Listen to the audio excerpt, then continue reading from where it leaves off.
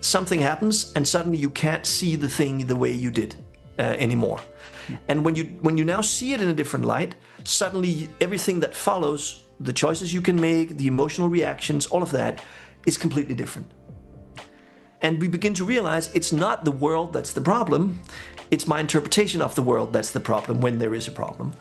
And by working on my interpretation, instead of working on the world, I make life a lot easier for myself. It is a lot simpler to change my thinking than to change the external world.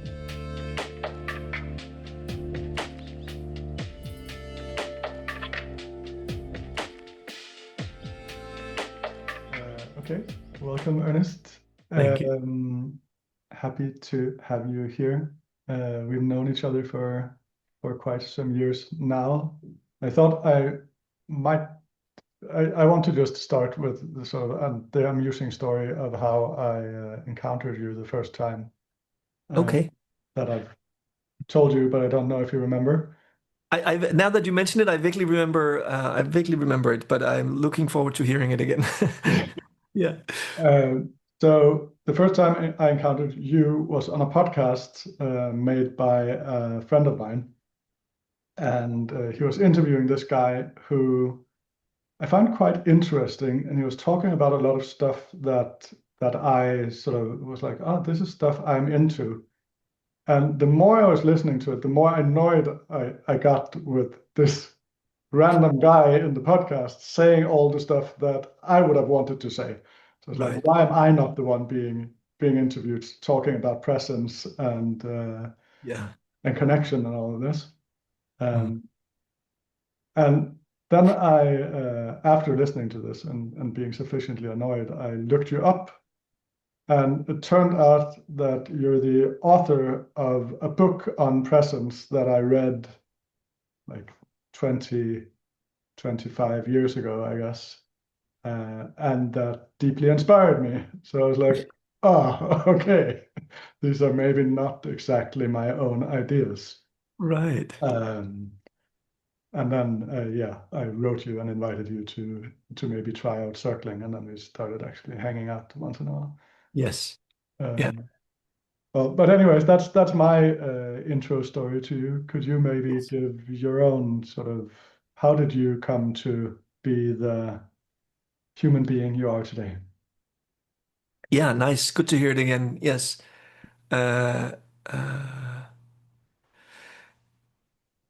Yeah, I'm just struck by this that you say maybe it's not my own ideas. I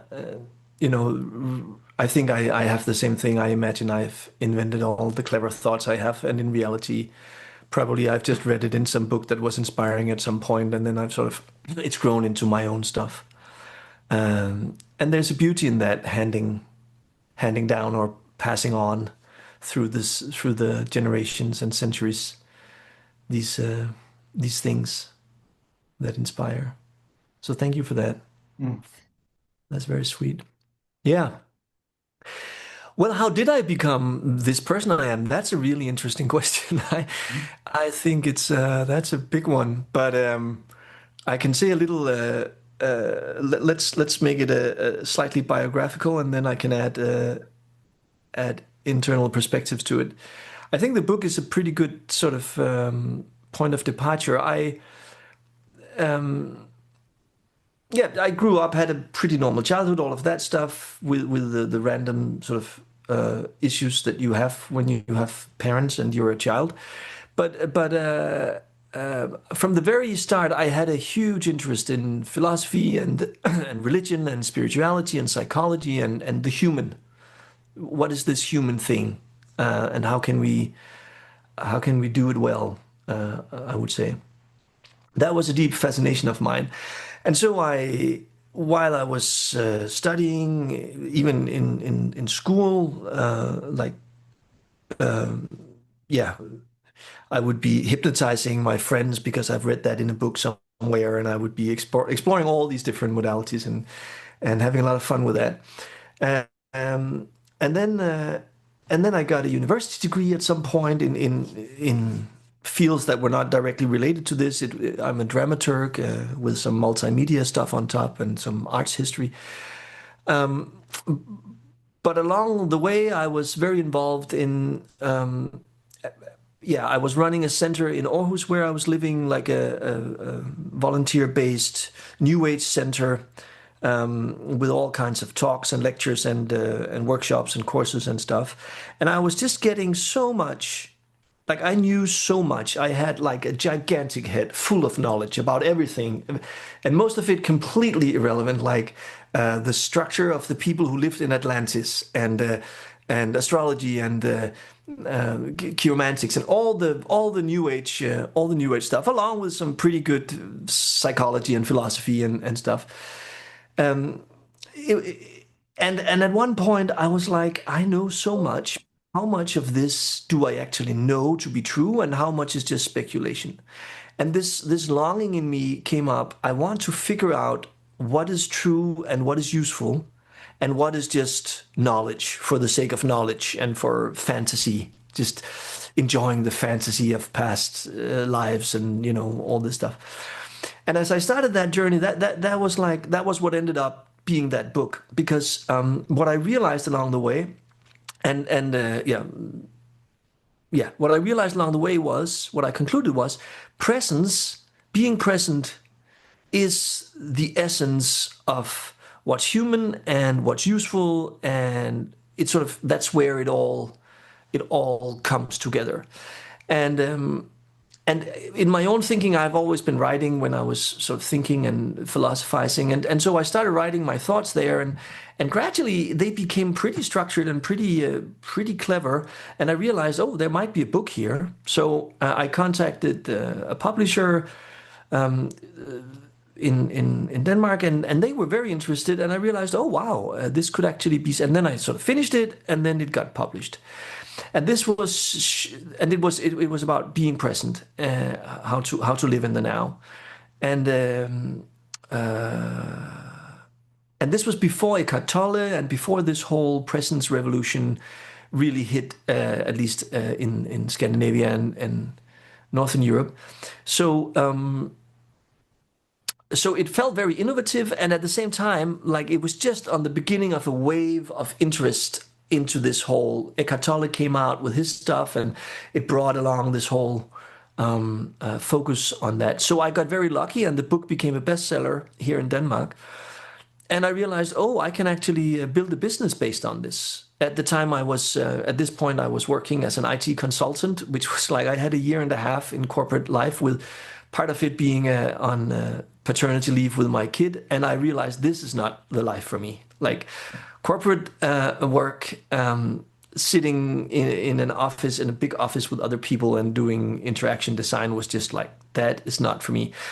And so when the success of this book hit, I could sort of shift. I dropped that job, and I started giving talks and doing workshops and slightly beginning to coach and stuff.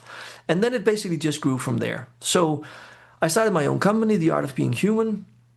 That's now 25 years ago. I established that company, and that's what I've been doing since. I've been working with people in a number of different capacities. One-on-one is what I do a lot, but also retreats around the world, and workshops and different trainings online and offline, all centered around this topic of, I mean, essentially it's like, how can we be more present?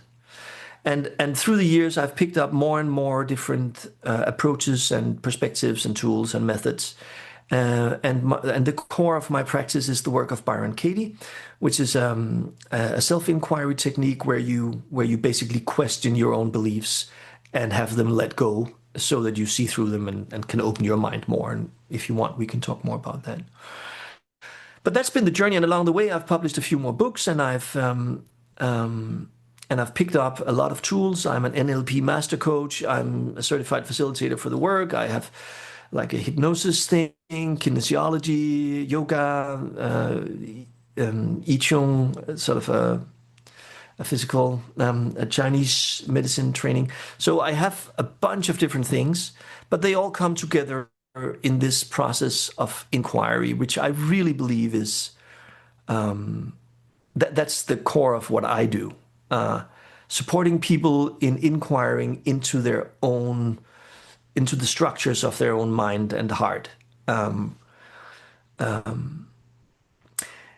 Yeah, so I was doing that for quite a while, and got pretty good at facilitating people, and of course working on myself a lot, which is the basis of it. And gradually all these beliefs began letting go, and the world opened up more and more in terms of freedom and sort of emotional stability, peace, some kind of joy with life as it is, which is the essence for me of presence, like being with what is as it is without needing to, or wanting to change it, and being able to enjoy that no matter what form it has. That's yeah, yeah, that's what I would say. The ability of being present is a huge part of anyway. But this is very much an individual process. So I was very much into self-inquiry, working on myself, helping others, working on themselves. And then basically you reached out to me. I think that was the beginning of that journey, what you described before with circling. Because I had sort of been missing the relational a little bit, but I hadn't really been focused on it. But then I had been getting more and more into radical honesty over the years, which has, of course, a relational element. I am honest with you about something with us. And I really enjoyed that. But I used it more as a way of working with self-love by revealing myself, and in that way further finding joy in what is as it is, instead of pretending it's something it's not. So that's where honesty played in for me. But as I started into the circling and all of these authentic and conscious relating practices, that was like the missing piece for me. It's like that was like the yang to my yin, or perhaps the yin to my yang. That I had been working very much in me, and I had gotten a lot of peace through that.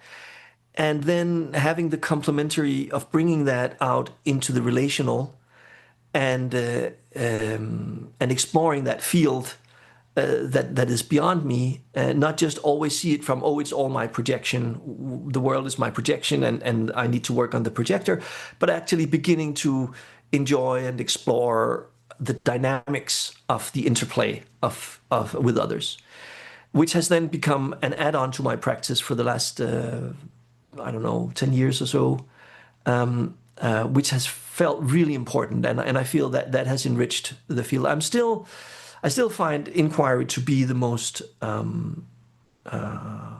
amazing and productive approach to my problems. And I find that the relational skills that I now have developed along with it makes for an amazing combo, allowing me to not only have my own stuff, but also be able to address reality and other people in a way that is kind and inclusive and patient and present and respectful, and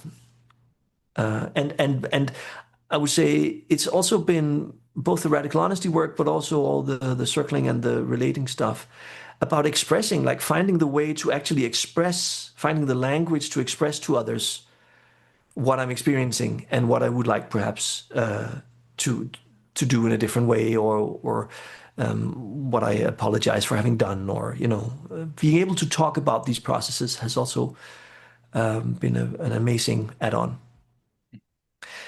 Yeah, and so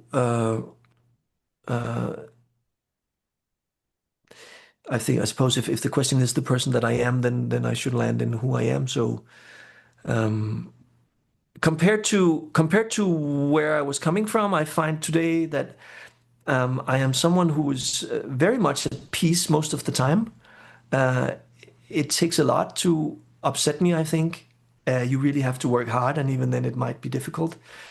And I find an enormous joy in life and in interactions, in aliveness, I would even call it. Life and its aliveness. So I really enjoy following my aliveness, where it takes me, and I trust it a lot. So there's some element of surrendered, in the most positive sense of that word, to the reality as it is. which seems like a very nice path to peace. And now it's even like I hear myself say a path to peace, and this whole notion of paths is actually something I find not so useful at some point, because it still implies we are on our way somewhere, and again, what is, and there are no paths. There's just this, right? And then there are imagined futures. So yeah, Whew, that's a tour de force. Like for I sure. feel like I need to breathe a bit just from hearing that. Uh, what I'm interested in, or like, is sort of trying to tease out, and this is something I try to do with myself, but I also want to do that with you in your practice. Like, there's something so simple with many of these things that we do, and yet it seems so like it's. I live such a different life today than I did 15 years ago Yeah. due to having practiced a bit much. I don't know, and yet things are largely the same. It's like it's not like my well, my social world, my outside world has changed a bit, but it's like there seems to be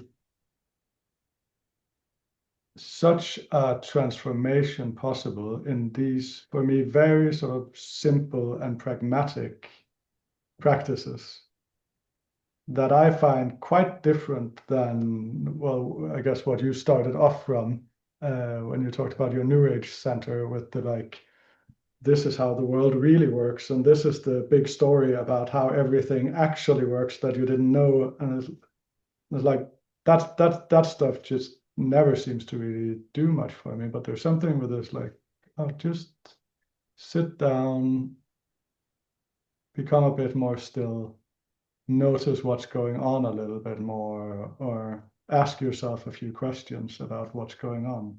That that for me really seems transformative in a different sense. Um, Well, I think there's something um, what is the word? Seductive about that perspective, in the sense that I think you are not noticing how advanced your ability to do it is. So I agree it's very simple. I just ask a question or whatever it might be, right? I just sit here and notice what's going on. But the thing is that your ability to notice, like with the question, it's not the question that's important. It's the way it's answered. hmm. And the same question can be asked of two people, and in one it'll be a completely irrelevant, I don't know, and in the other it'll be the opening to a deep inner exploration.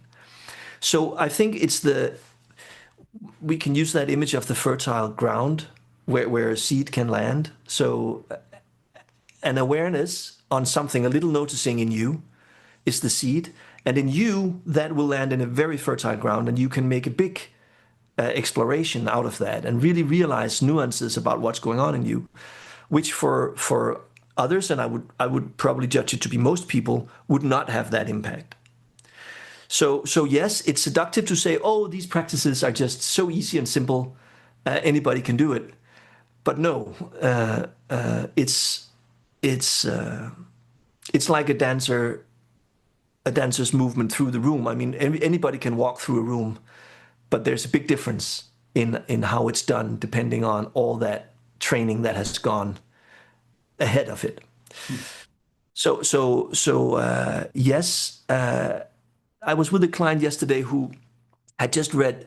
He was blown away by this book he had read on life patterns, and I looked at it. He brought it, and I was looking at it, and it was like some chapters on some pretty basic, like I would say, basic psychological structures of are you a pleaser? Are you a perfectionist? Why do you work so much? Here's the pattern. It was probably like this in your childhood, and this is how you can get out of it, right? For me, this is quite superficial, but obviously it impacted him tremendously. He had never thought about that before. He was like, "This is mind blowing. I'm a perfectionist because when I was a child, this happened. That's just unbelievable." So I think some of those larger stories and those things that you and I can now say, oh, those new age things and whatever, those big stories, and they're not really the presence and so on. For some people, they are, and for me, I think, was an important door into this. And I wouldn't be able to respond to things back then the way I am now. I needed those kind of rather sort of solid building blocks to do anything, where now it can be very nuanced little movements and then this whole thing can happen. So yeah, it's simple, but simple doesn't mean it's easy, or doesn't mean that it's not nuanced or advanced. On the contrary, perhaps. Just like the Chinese tradition of calligraphy or whatever it might be. You just need to draw a circle. I mean, how hard can it be, right? And then 50 years later, you're beginning to be sort of pleased with your circles, right? So Yeah, and well, I imagine that we have quite a similar perspective on this, but for me, it's like the difference is practice. for sure, So it's like I can read one of the 100 books I have on my bookshelf here and get a lot of ideas 100%. and get inspired by them or think about them. But Yes, that's wildly different than my Tai Chi practice, where I've been standing like this for 20 minutes a day for 15 years. yes, And like that's just a completely different um, learning process. It's like an embodied learning process, or like a real learning process somehow. 100%, 100%. A friend had a T-shirt on with a quote from his karate teacher, and it simply said, "If you practice, you understand. If you don't practice, you don't understand." I just love that quote because it's so spot on. It's that simple.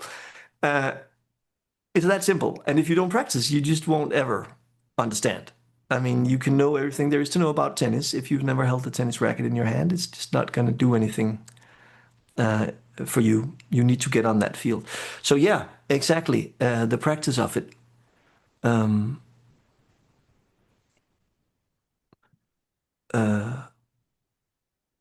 and there is a coming to the practice. I think there is a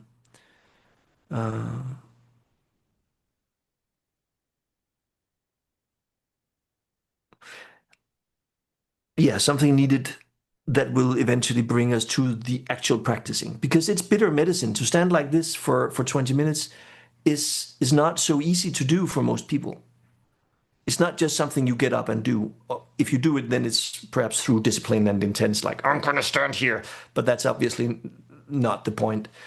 So doing it, and doing it in a way that is beneficial, that's a getting to there is a long journey, and I think that part of it has its merits as well, its relevance, which is where some of these more intellectual practices come in. Book reading and talking to friends and drinking red wine and discussing mysteries that everybody forgets the next day. That has its path. But I agree. Obviously, at the end of the day, without practice, there's nothing. Maybe that's a good segue to go a little bit more into like your practice. Like what is the work and how does it work? Right. Well, the work of Byron Katie, or the work as it's usually called, is a process of, the fundamental idea is that everything we do, everything that we think is possible and not possible, and all our emotional reactions are caused by our belief system, which is the fundamental way we interpret reality. So I call it our map of reality sometimes. I could be looking at a dog that's just lying, sleeping peacefully in a basket. And if I'm really afraid of dogs, then I will be in high alert mode, because what I'm seeing is something dangerous. And you might be next to me looking at the same dog, and you are not afraid of dogs, so you're just seeing a sweet dog that you want to go and pet, right? So what's possible for the two of us in that situation is very different, and our emotional state is very different. Not because of the dog is the same in both cases. The situation is basically the same, the external situation, but the internal situation is very different. And this is, of course, not just the case with dogs, but the case with everything in life, as in everything. Anything that comes in through our senses is made sense of through a process of interpretation that is based on whatever past experience we have.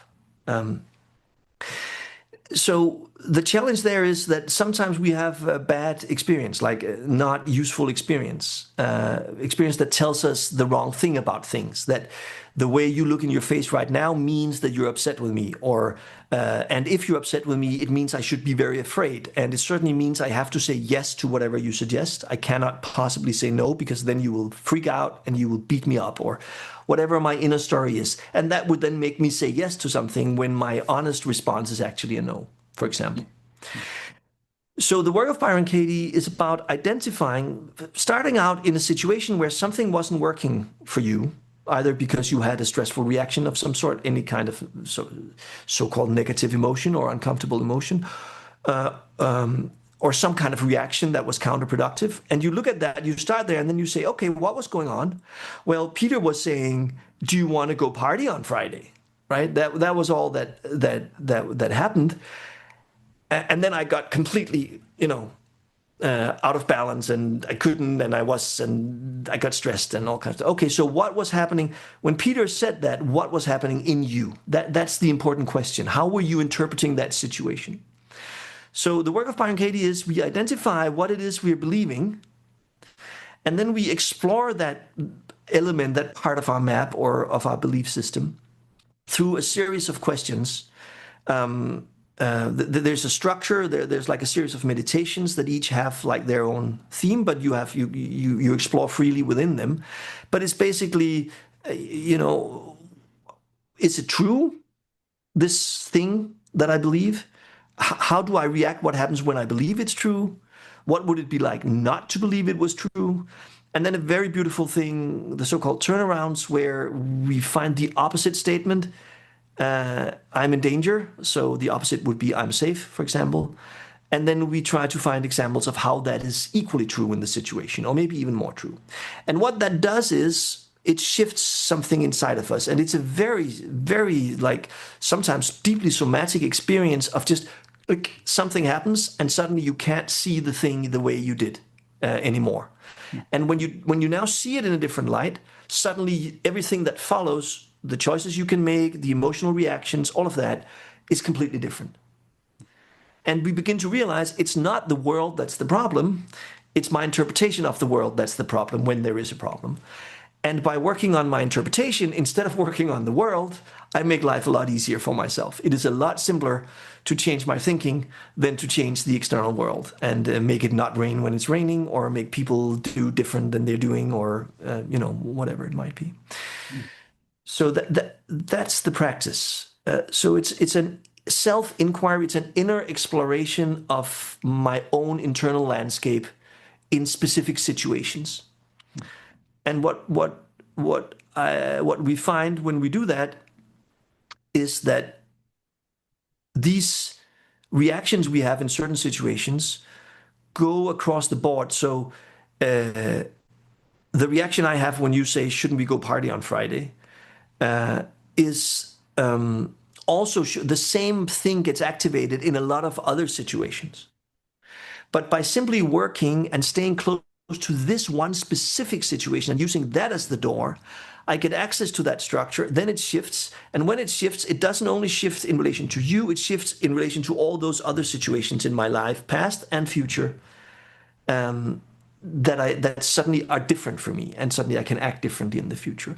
So we take very specific moments and land that really supports the nervous system, that it's specific and concrete. We land in that, we work on that, it shifts, but with that specific shift, it shifts, something in me is now different, and so I meet the world in a different way.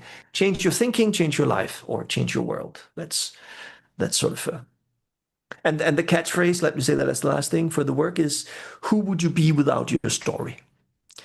Who would you be without your story? That's like the fundamental question.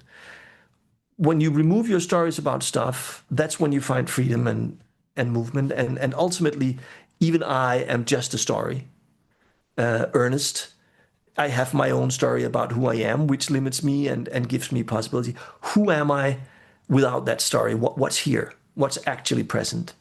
And that's as we dismantle these stories and lose more and more of our heavy story load, we get more and more of that experience of being without story, which is the freedom and peace and love and joy of just being. It's like I hear it as like an emptying out of identification. Yes, that's a very good way of putting it. Becoming a bit lighter in Yes. the world. Yeah. Yeah. My identification, but also my identification of everyone else and everything else. Like also my identification of you as someone who's a certain way also gets emptied out, and I'm more open to you as you are. Mm. I can see it in my, especially in my sort of close personal, my love relationships, how much more open I am, how much less demanding I am of others, and how they should show up, and how accepting and available I am because I have less story about what they should do as well. It's not just my story about myself. It's also, oh, you shouldn't be upset now, or oh, you should give me this that I want now, or whatever it is. No, you're you. Be you. I'm curious how let's say like from my practice, like I hold this dual perspective of really wanting to be able to listen fully while really wanting to show up fully. Like that's the high attainment for me that I'm looking for. That's sort of the idea of effortless being in the world. And I could hear a risk in doing the work too much of like just going into this like acceptance of everything is okay, but kind of forgetting myself in that process. So can you also turn it the other way where it becomes like, well, also welcoming myself in the way I actually am? Yeah, I think that's a very good catch. I think the risk with many of these practices is that we can use them against ourselves. If we are still caught in a fundamental belief that in order to be loved, we have to show up in a certain way, which is one of the stories that seems to be very fundamental for many of us. Be successful in life, or be kind, or be, whatever it might be. We have these ideal ideas about who we ought to be.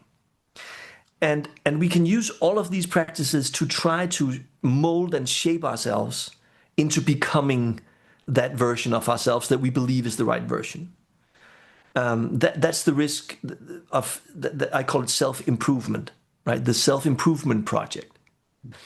And this process can definitely be used for that. So I go to the sauna quite often.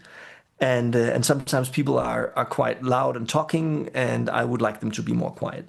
So in that situation, if I believe I should be someone who accepts everything, then I could use this and many other processes to make myself more accepting of the fact that others are speaking and sort of be okay with it, apparently, right? Yeah, so it's like I have a belief that it's wrong that people are speaking in the sauna. Is that true? And Yeah, then it could exactly. And also then I not work be on true. that, and I conclude, no, they should, of course, be allowed to speak, and so on and so forth.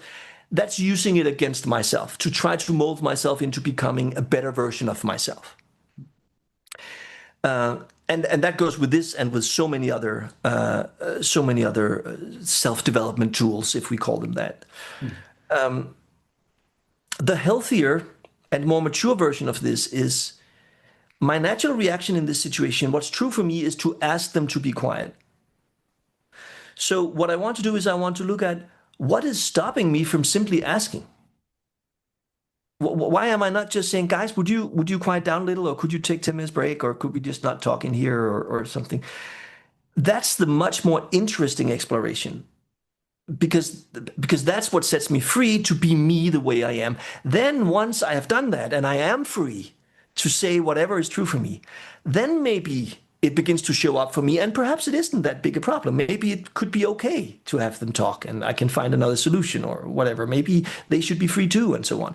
But if I do it before that, then I'm pushing myself beyond my evolution, trying to be something I'm not. And this is in part what circling also is really confronting us with, right?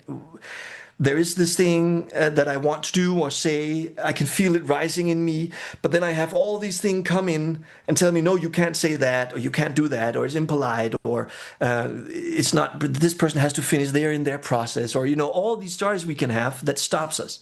It's sort of the same thing.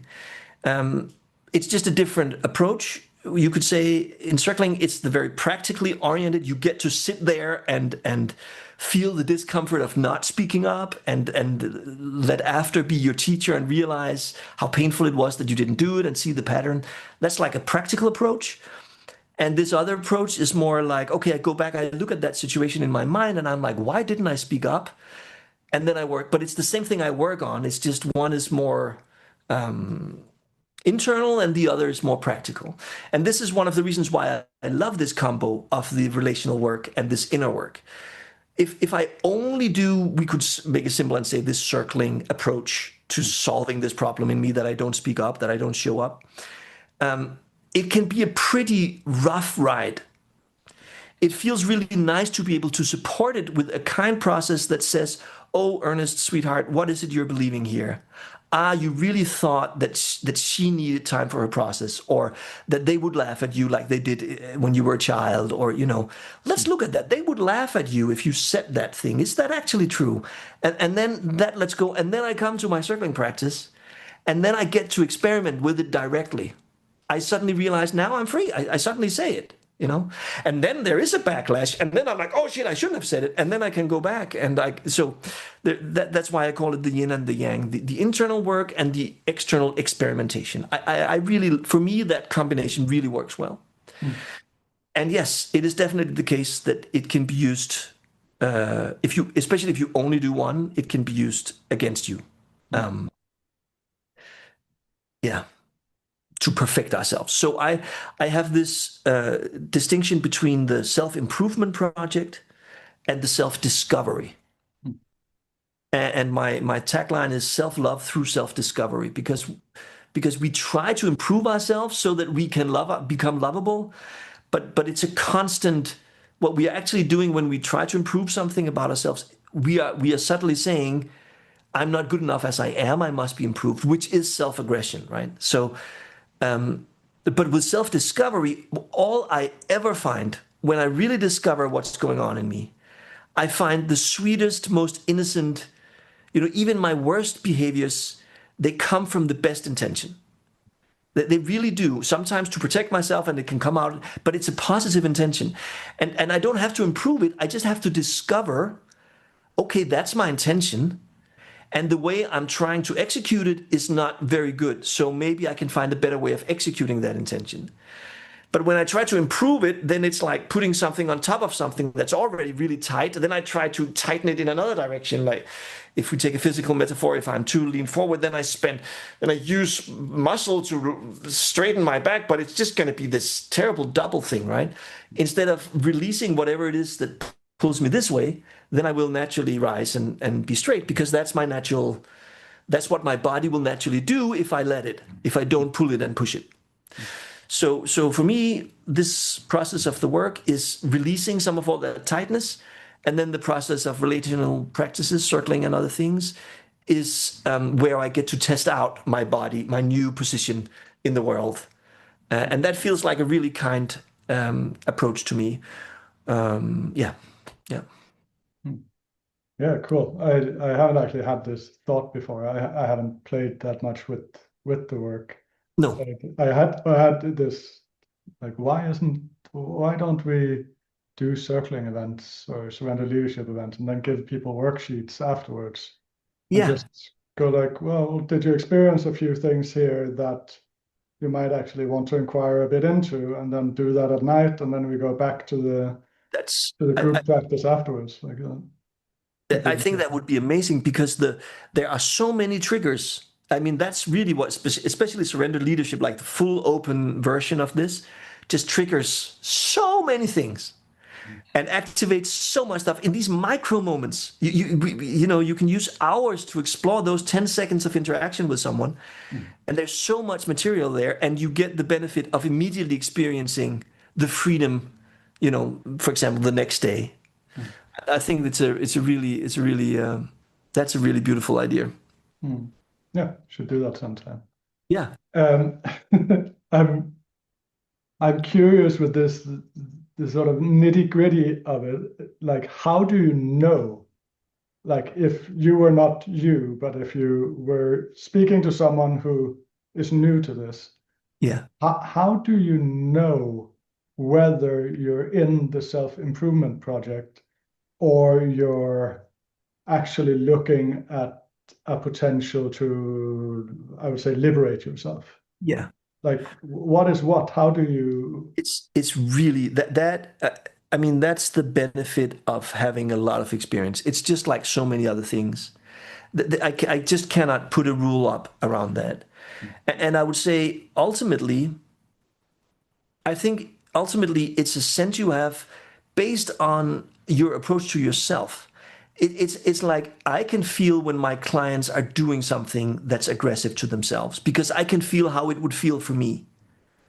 But that's because of that I have that sensitivity, because I have worked it and know it well enough to know what it feels like to be aggressive. Many people are just violent to themselves all the time, and they won't notice that that's what they're doing. They think they're doing good work by beating themselves into submission, right? And it takes an external force of some kind that has that extra sensitivity to say, well, maybe this is actually more the thing to explore here. But it comes from a sense of, is this loving? Is this kind? Or is this aggressive? And I imagine you have some of the same stuff going on when you do your surrender leadership stuff. When you're sensing, when someone is speaking and you're sensing something, they might not know that they're being aggressive to someone else in the way they phrase that question. I'm just expressing my need, or whatever it might be. But yeah, you're making the other person very, very wrong in the way you're doing it. And it's not even just the words, it's the approach, right? So even if they know the right words, it's still, you can still feel in them this "you're wrong, I'm right" energy. Which there's no sort of language trick that can get you out of that, because the energy is in there. This is their belief. This is their fundamental view of the situation. And you can't plaster over that. So there's only self-awareness, discovering it. And that's what I love about the work. Discovering what it costs you to be that way, because that's what motivates your system to let it go. Otherwise, you will just hold on to it. If you don't realize that it's actually painful for you to have this behavior, then there isn't a real motivation to stop it. Only self-improvement motivations of, I want them to like me, But the real thing happens when you realize wow, when I hurt other people in some way, when I'm aggressive to others, it actually hurts me because that's not who I am. It's not my nature. I don't want to show up that way because it hurts me. But again, that's a sensitivity that comes with deepened awareness. Back to this idea that yeah, it's simple tools, but they land in very fertile ground, right? How sensitive are you to your inner movements? That can take some time to increase that sensitivity to a point where you can notice aggression when it's in the room. Yeah. Yeah, and I do think that, like, when I reflect on this, like, your latest book is called something with End the Stories That Are Fucking Up Your Life, right? How to end the stories that screw up your life. Yes. Yeah. So, like, it seems, uh, I don't know if it's critical. It seems reasonable for me to start from that, like that. Maybe there's no sense in going into ending, like, sort of the project of ending all my stories. No, no. Or at least that's a particular spiritual project, than to sort of become completely free of stories. Sure. Like in the work I'm interested in, it's more like I want to live a Yes. good life and have a good time with people and in the world, and be able to do good work and make the world a little bit better while I'm I in it. totally agree. And in I that, it's like, okay, what is actually screwing up my life? And Yeah. maybe I should work on those things Yeah. instead of getting invested in, are stories bad or not? Or, like, those questions seem Yeah. less relevant. It's like, some stories are not serving me. Here's a tool that helps me work on. Precisely. And that's I mean, yeah, this is wanting to make the big jump and end all stories seems to me like bypassing, right? There is a natural journey, which is just the most annoying story, or the story that screws things up the most. Let's work on that. But there is always a story that screws things up the most. So even when you've worked, when you, like you say, you just want this nice life and stuff, but as your sensitivity increases, you start noticing microaggressions that you also don't like to have. So now you're ready to start working on them. But that wasn't what you worked on 10 years ago. There's always like the forefront, the edge of what you're doing, and that edge keeps moving, even way beyond the point where others would say, but you have such a nice, calm, relaxed life. It must be wonderful to be you. Yeah, but there's always, I mean, it's much better than it was 10 years ago. And there's always an edge where I notice, maybe the other person didn't even notice it, but I noticed that I was somehow violent or whatever it is. But yeah, of course, start with the first thing, not the second thing or the third thing, right? Start with what's right in front of you.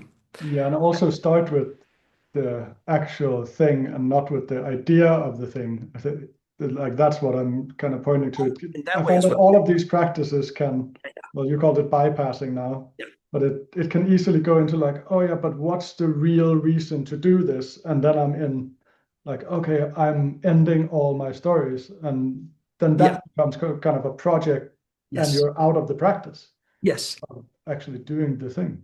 Totally. Yeah, 100%. I mean, this is where I really love Zen. I mean, Zen is so intense and direct, but I really like the idea that, beating your stick into the floor is the only way to express presence, and any other thing is like in the past. If you use words or if you do anything, there's just the immediacy of the moment. That's the only thing that makes any kind of sense. Everything else is useless, and they can be very intense with their insistence on that. And I really love it. For me, it's not the practice that is my preferred method, but that message, which is exactly what you're saying now, to me, to my mind, as I hear it, is just so potent. Just so potent. And it's back to, if you practice, you understand. If you don't practice, you don't understand. I mean, let's not talk about the present. Let's just be together with whatever arises. I like this metaphor of going to a nice restaurant, and there's like a beautiful description of the meal and in the menu, and you read it, and it's so nice, and it sounds really great, and then you start eating the menu, right? This cardboard, instead of eating the meal. And that's sort of what happens sometimes, right? But again, it's risky. It feels much safer to just talk about it, as with most things. So I really have a lot of empathy for myself and for others in the situations when they're at a point where talking about it is the closest they can get to it. I mean, let's have space for that as well in our hearts.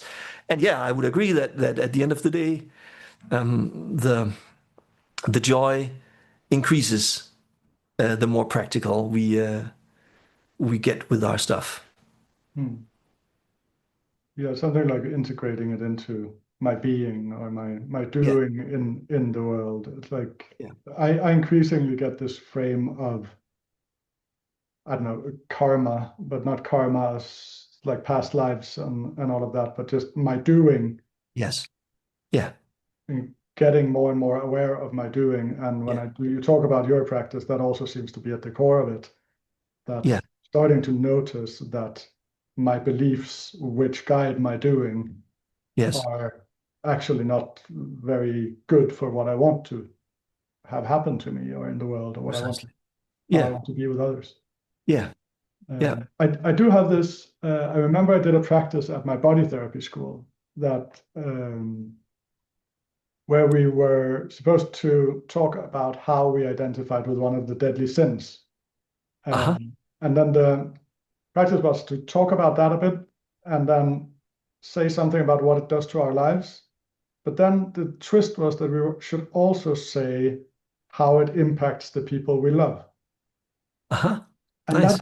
and that really made a significant difference for everyone to have that aspect, Yeah. because apparently most of us found it easier to find sort of the potential or motivation to change when it's like, fuck, I'm hurting the people Yes. I love, Yes. rather than like, oh yeah, it's messing up my life. Like Yeah. I'm kind of used to that and Yeah. I'm coping already. But they're like, oh, I'm hurting my partner, Yes. really seems significant. Yes. So I was just wondering how that, yeah, does that connect to working with the work? Oh, absolutely. Yeah, yeah. The whole inquiry into what happens when you believe this Mm, is about what happens in you and how do you treat others. Like how do you show up when you believe this thought? mm, Very much. It's such a huge part of the motivation. mm, And there's a very interesting experiment that I do with people sometimes when it's not quite clear. The question is this: there is a baby being burned. There's a man who's burning a baby with cigarette butts, right? The baby's crying. The man is burning that baby with cigarette butts. Terrible idea. And now you have to choose. You have to be one of those two people. mm, Which of them would you rather be, the man or the baby? mm.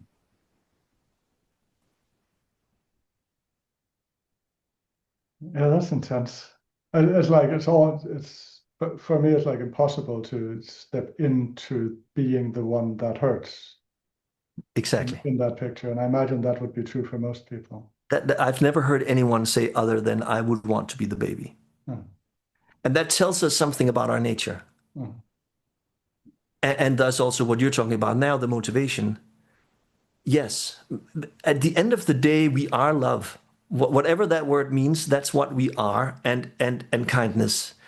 And anything that we do that does not is not aligned with that feels wrong for us. And whenever we really explore it, that's what we'll find. And I believe, by the way, that that is what, unless we sort of manage to burn down the planet completely, that's what will eventually lead us to some kind of a loving world here. It's built into us. It may take a long time for us as generations pass to really find this, but eventually that little seed inside us will flourish into realizing that it doesn't matter how much money I have. If I'm looking at a beggar right outside my front door, it's going to hurt me. I can't be completely free and at peace before that beggar also has a decent quality of life. mm, And I believe that will eventually lead us to a loving world. mm. Uh, but that's an aside. Yeah, yeah. No, no. It's a very big part of it. how do you react? What happens when you believe this thought? Yeah. Yes. Yeah, beautiful. Mm. Um, I feel touched by hearing you speak here at the end, and I want to round off. Is there something you would like to say before we end about your practice, about where people can find you, or? Oh, yeah. Well, theartofbeinghuman.com, that's my website. That's where you can find what I do. And there's a free course, by the way, in this process, the work. I've made it's just free and online and quite thorough. So you can go, and there, my podcast, they also go through it. What I do is I share this practice. That's what I do. I do it for free and I do it paid and I do it in any way I can. So if you go to my website, if you're curious about this, you can go there and you can find free resources and stuff. Good. So, yeah, that's good to bring. Thank you for that. Yeah. Cool. Yeah. Well, thank you so much for talking. It was really a pleasure, as always. My pleasure. I agree. Good to talk to you.